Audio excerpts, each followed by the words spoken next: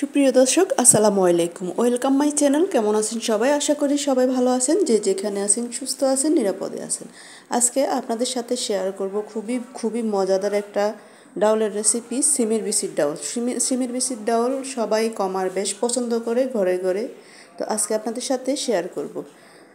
প্রথমে আমি সিমের বিচিগুলো 1 ঘন্টা ধরে ভিজিয়ে রেখেছি। সিমের বিচি 1 ঘন্টা ধরে ভিজিয়ে এভাবে ভিজিয়ে রাখলে চামড়াগুলো খুব সহজে চুলা যায় বা সুন্দরভাবে নরম হয়ে আসে, তো একটু সহজ হয়ে যায়।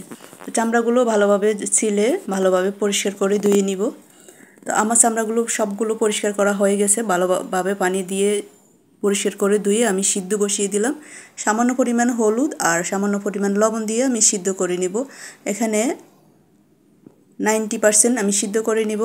রান্না করার সময় আর বেশিক্ষণ লাগবে না, আলাদাভাবে শুধু সামান্য একটু লবণ আর হলুদ দিয়ে আমি সিদ্ধ করে নিয়েছি। এখন আমি মাছের মাথা দিয়ে রান্না করব। আপনারা যে কোনো মাছ দিয়েও রান্না করতে পারেন। যে কোনো মাছ দিয়ে রান্না করলে খুবই ভালো লাগে। হলুদ আর লবণ দিয়ে আমি মাথাগুলো ভালোভাবে হাতের সাহায্যে ভালোভাবে একটু মেখে নিব। চুলায় একটা কড়াই বসিয়ে দিয়েছি। তো মাথাগুলো আমার হলুদ আর লবণ ভালোভাবে মাখা হয়ে গেল। এখন আমি এক এক করে মাথাগুলো ভেজে নিব। মাথাগুলো একটু ভালোভাবে ভাজতে হবে, তাহলে বিচির ডাউলটা খুব ভালো লাগবে খেতে। তো যে কোনো মাছ দিয়ে রান্না করা যাবে, যে কোনো মাছের মাথা দিয়েও রান্না করা যায়, আমরা কমার বেশ সবাই জানি। তো অপেক্ষা করব মাথাগুলো ভালোভাবে এক সাইড হয়ে গেলে আবার উল্টিয়ে পাল্টিয়ে আমি ভালোভাবে ভেজে নিব। তো আমার মাথাগুলো ভাজা হয়ে গেলে এখন চুলায় একটা কড়াই বসিয়ে দিলাম। এখন দিয়ে দিব আমি পরিমাণ মতো তেল দিয়ে দিব। এখানে আমি মাছের মাথার মধ্যে যে তেলটা আছে তেলটাও এখানে দিয়ে দিব। তেলগুলো দিয়ে এখন দিয়ে দিব আমি হাফ টি স্পুনের মতো গোটা জিরা, দিয়ে দিব পেঁয়াজ কুচি। আমার কাছে জিরার এই ফ্লেভারটা খুব ভালো লাগে, তাই আমি এভাবে দিয়েছি। আপনারা চাইলে স্কিপ করতে পারেন। তো পেঁয়াজটা দিয়ে ভালোভাবে আমি কষিয়ে নিব। এখন দিয়ে দিব আদা রসুন বাটা 1 টিস্পুনের মতো দিয়ে আমি ভালোভাবে কষিয়ে নিব, যাতে আদা রসুনের গন্ধটা চলে যায়, আদা রসুনের গন্ধটা যাতে না থাকে। সেই সাথে পেঁয়াজটাও ভালোভাবে ভাজা হয়ে যাবে। আমার প্রায় কষানো হয়ে গেল। এখন দিয়ে দিব 1.5 টিস্পুনের মতো হলুদের গুঁড়ো, 1.5 টিস্পুনের মতো মরিচের গুঁড়ো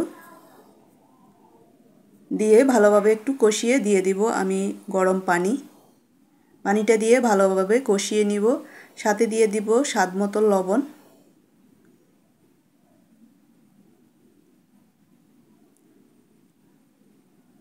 এখন ঝোলটা যখন বলক আসবে, আমি এক এক করে মাছের মাথাগুলো দিয়ে কষিয়ে নিব। মাছের মাথাটা দিয়ে ভালোভাবে কষিয়ে নিলে মাছের মাথার ভিতরে যে মশলাটা ভালোভাবে ঢুকবে, লবণ মরিচ সুন্দরভাবে ঢুকবে, খেতে ভালো লাগবে। তো ভালোভাবে উল্টিয়ে পাল্টিয়ে আমি মাছের মাথাগুলো কষিয়ে নিব।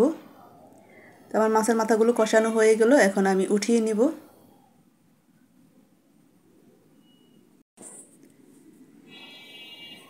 মাছের মাথাগুলো উঠানো হয়ে গেল, এখন আমি সিদ্ধ করে রাখা সিমের বিচির ডাউলটা দিয়ে দিব এখানে। তো ডাউলটা বেশি আমার রান্না করা লাগবে না, এখানে যেহেতু ভালোভাবে সিদ্ধ করে নিয়েছি। এখন ভালোভাবে কষিয়ে আমি দিয়ে দিব এখানে পরিমাণ মতো পানি। তবে এই সময় গরম পানিটাই ব্যবহার করতে হবে। একটু ঢাকনা দিয়ে কিছুক্ষণ কষিয়ে নিব।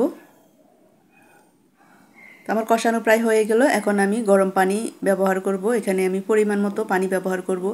তো ডালটা অনেকেই একবারে ঘন খেয়ে থাকেন, অনেকজনে একবারে পাতলা খেয়ে থাকেন। তো যার যেমন পছন্দ ওইভাবে পানিটা ব্যবহার করবেন। তো আমি একবারে ঘনও করব না, একবারে পাতলাও করব না। তো আমার প্রায় বলক আসছে। এখন আমি দিয়ে দিলাম 2টা টমেটো। টমেটোগুলো দিয়ে মাছের মাথাগুলো দিয়ে দিব। এখন এক এক করে আমি মাছের মাথাগুলো দিয়ে দিব। মাছের মাথাগুলো দিয়ে ভালোভাবে আরও কিছুক্ষণ কষিয়ে নিব। কিছুক্ষণ পর ফিরে আসলাম।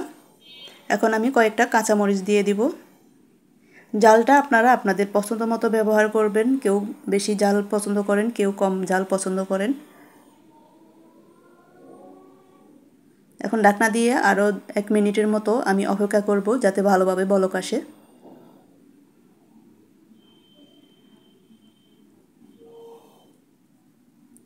1 মিনিট পর ফিরে আসলাম। ভালোভাবে বলক আসছে। এখন আমি দিয়ে দিব ধনিয়া পাতা কুচি। তবে এই সময় যেহেতু সিমের সিজন বা সিমের বিচির ডাউল রান্না করা হয়, ধনিয়া পাতা ব্যবহার না করলে খেতে ভালো লাগে না। তবে ধনিয়া পাতা ব্যবহার করলে খুবই ভালো লাগে, ফ্লেভারটাই অন্যরকম একটা টেস্ট আসে মনে হয়। তো ধনিয়া পাতা দিয়ে আরও 2 মিনিটের মতো আমি রান্না করব, রান্না করে নামিয়ে নিব। আমার প্রায় ডাউলটা হয়ে আসছে। আমার ডাউলটা হয়ে গেল, এখন নেড়ে চেড়ে আমি নামিয়ে নিব। হয়ে গেল আমার মজাদার রেসিপি সিমের বিচির ডাউল। আমার মনে হয় এই সিমের বিচির ডাউল কমার বেশ প্রত্যেক ঘরে ঘরে পছন্দ করে। হয়ে গেল আমার মজাদার রেসিপি সিমের বিচির ডাউল। আমার এই রেসিপিটি আপনাদের কেমন লাগলো? যদি ভালো লেগে থাকে লাইক কমেন্ট শেয়ার করবেন, সবাই পাশে থাকবেন। আর এই রেসিপিটি আপনাদের কেমন লাগলো কমেন্টে জানাতে ভুলবেন না। সবাই সুস্থ থাকবেন, ভালো থাকবেন। এই পর্যন্তই। আসসালামু আলাইকুম। সবাই সুস্থ থাকবেন। আল্লাহ হাফেজ।